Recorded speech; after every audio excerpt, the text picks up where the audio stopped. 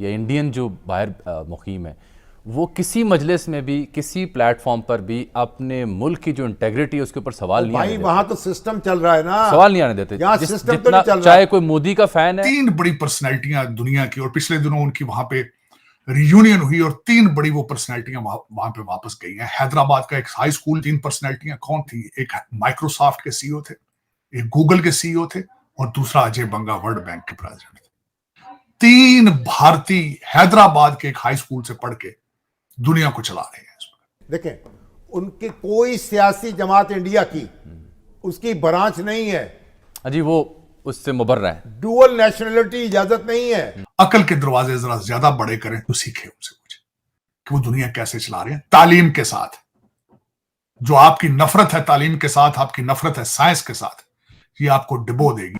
लगता ये है कि आईएमएफ ने, आई थिंक उसमें हमारा भी खैर कसूर है कि टोटली टेक ओवर कर लिया है। लगता है पाकिस्तान को, हर चीज़ को वो माइक्रो मैनेज कर रहे हैं। और आखिर आईएमएफ को ये कहने की ज़रूरत क्यों पड़ी? ज़ाहिर है उनकी रिकमेंडेशन है, किस वजह से वो चाह रहे हैं? बरतानिया हो, चाहे फ्रांस हो, चाहे जर्मनी हो, चाहे अमेरिका, कनाडा, कहीं पे भी हो, पाकिस्तानियों को बड़ी गंदी नज़र से देखा जाता है। फॉरेन पॉलिसी मैगजीन ने, हमारे दोस्त ही हैं, उन्होंने रिव्यू किया कि 4 बड़े इवेंट्स कौन से हैं, तो उन्होंने कहा साउथ एशिया के हवाले से जो सबसे बड़ा इवेंट यही है कि भारत चांद पे गया है। वो एक उड़ान भरी, उसने आगे बढ़ा। पाकिस्तानी वहां पे जाके भी नीचे ही रहते हैं, वहां पे जाके भी गंदे काम कर रहे हैं। तो इतना आपको सवाल तो पूछना पड़ेगा कि क्या खराबी।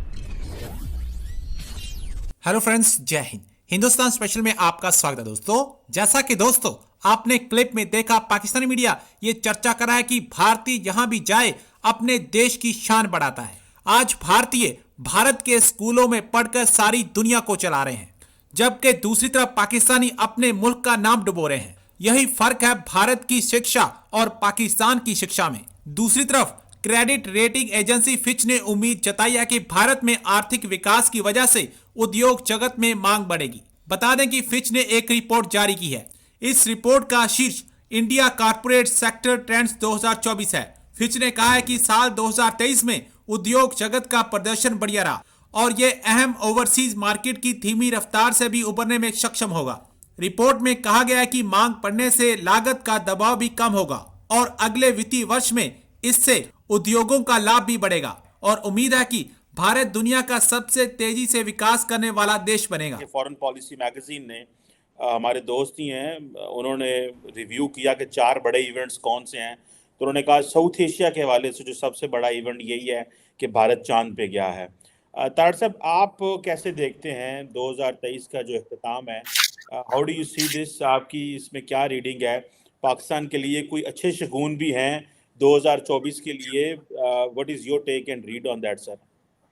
चीमा साहब, 3 चीजों के बारे में बात करना चाहूंगा। एक तो 2023 के जो वाकयात हुए हैं उनको सम अप करूंगा, जो मुझे ज्यादा स्ट्राइक कर रहे हैं, एक। और दूसरा, आगे न्यू ईयर आ रहा है। हर इंसान जो है उस पर कुछ अपना नया रेजोल्यूशन बनाता है और बनाना चाहिए, चाहे वो कर सके ना कर सके, लेकिन सम चेंजेस, उसके बारे में मैं कुछ अपनी रिकमेंडेशन दूंगा। जो मैंने कुछ चेंजेस की थी अपने पर्सनैलिटी में 2003 में, वो कितनी कामयाब रही हैं। फिर पाकिस्तान के हवाले से फोरकास्ट करते हैं। तो चीमा साहब, सबसे बड़ा जो वाकया मेरी नजर में हुआ था तुर्की का जल्जला था, जिसमें 40,000 लोग, 44,000 लोग जो थे वो मारे गए थे, और सीरिया में 15,000 लोग मारे गए थे। लेकिन उसका जो मुझे ज्यादा शॉक था कि बिल्डिंगों की कंस्ट्रक्शन में करप्शन इन्वॉल्व थे, तो वो एक इंसानियत का अलमिया था। दूसरा, 2023 के अंदर एक नई चीज आई है, जो अमेरिकन एक सिंगर है टेलर स्विफ्ट, उसने अपने दौरे करने शुरू किए और जिस मुल्क में जाती थी उसकी इकॉनमी पे बहुत बड़ा इंपैक्ट होता था। वो एक बात है, एक नया, उसको कहता है स्विफ्टीज कल्चर, जो एक यंग थे, उनको, यंगस्टर्स को बड़ा उसने अपील किया। ये एक बहुत बड़ी बात थी मेरे लिए। तीसरी बात, मैं समझता हूं कि इंडिया ने चाइना को पॉपुलेशन वाइज सरप्लस कर दिया। 1.42 उनकी पॉपुलेशन थी बिलियन, चाइना की इस वक्त 1.41 है। तो उसने अप्रैल 2023 में India became the largest country. और दूसरा, उसमें सबसे बड़ी बात यह है कि चाइना हमेशा अपनी पॉपुलेशन को बोझ समझता रहा है। उन्होंने 1 चाइल्ड पॉलिसी वहां रखी, बाद में उन्होंने थोड़ी सी रिलैक्सेशन की, लेकिन इस वक्त जो है भारत की तरक्की का सीक्रेट उनकी मिडिल क्लास, और दूसरा जो मोदी साहब ने उनको एक नेशनलिज्म दिया है, हिंदुत्व का आइडिया कि you have to get united. तो उन्होंने जो भारत में पहली दफा एक काम किया है कि हिंदुओं को यूनाइटेड कर दिया है, उनकी तरक्की का सीक्रेट है middle class, educated middle class Bharat की इज रूलिंग द वर्ल्ड।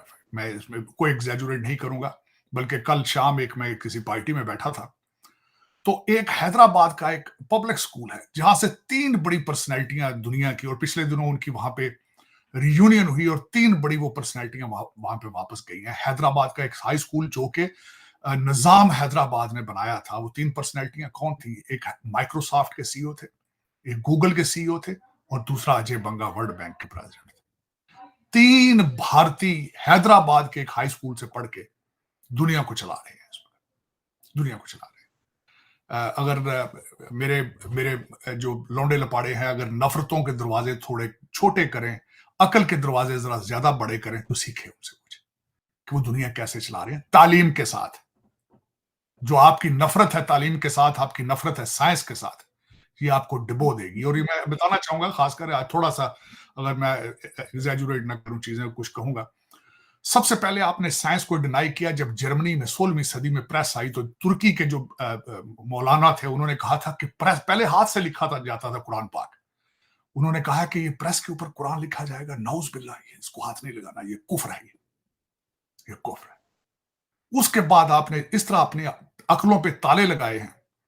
मैं समझता हूं अब्बासियत पीरियड हारून रशीद का था, जब बगदाद को उसको कहा जाता था मदीनातुल हिकमत, मदीनातुल हुकमत। मैं उनके बारे में बड़ी रिसर्च आजकल करता रहता हूं।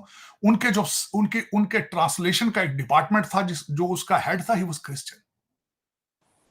और जिस तरीके से वहां पे किताबें ट्रांसलेट की जाती थी, जिस तरीके से पेपर छापा जाता था, हारून रशीद के पीरियड के बाद से लेकर चीमा साहब आपने अकलों पे ताले लगा दिए।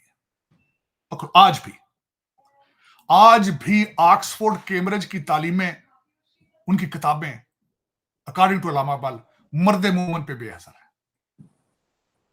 आपके ये जो आते हैं सीएसएस अफसरान, जो जूनियर ब्रिटिश एजेंट हैं, यहां से कुछ भी नहीं लेके जाते, बंद अकल के ताले लेकर आते हैं, बंद अकल के ताले लेकर वापस चले जाते हैं।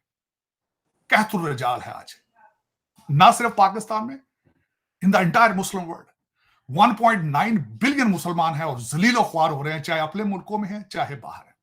खुदा का एक अजाब नाजल है, क्योंकि आपने तालीम से मुंह फेर लिया। आपने ये कस्में खा ली हैं कि हमने पढ़ना नहीं, तालीम तरक्की हमने तरक्की तालीम से नहीं करनी, हम जिहाद से तरक्की करेंगे। खुदा दा नाजे, शर्म करो यार, खुद शर्म करो। हुण ते जंगां ड्रोन नाल हो रहीआं जे, हुण ते कोविड अगले सटदे ने बना के, ते तुहाडे अद्धियां नस्लां तबाह हो जाणीआं तुहाडीआं। तुसीं लगे उर्दू च ट्वीटां करन दे, खेडां करन लगे हो। कुछ अकल दे हत्थ को अकल खोलो अपनी, इंग्लिश पढ़ो, कुछ साइंस मैथ दे आले पासे चलो।